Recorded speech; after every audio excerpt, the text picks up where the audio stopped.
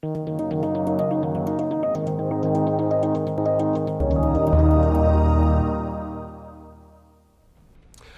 a pocket mask, a BVM delivers ambient air, allowing the patient to receive a higher concentration of oxygen. If local protocols allow, supplemental oxygen should be attached to the BVM as soon as appropriate and when enough resources are available. Doing so can increase the oxygen concentration to approximately 90 to 100%.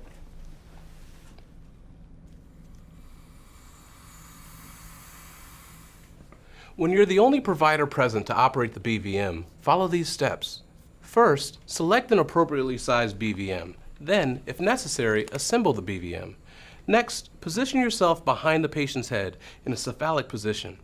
Place the mask at the bridge of the nose and lower it over the nose, mouth, and chin. The mask should not extend past the patient's chin.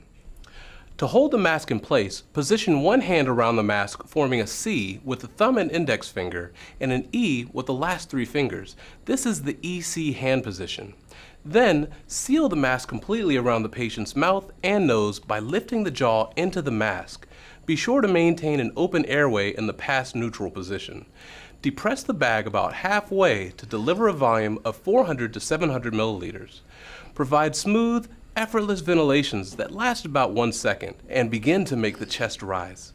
Remember, ventilations that are too fast or have too much volume can be dangerous.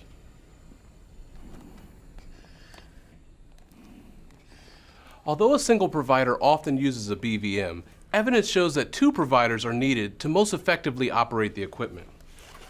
I'll maintain an open airway and seal the mask using an EC hand position with both hands, like this.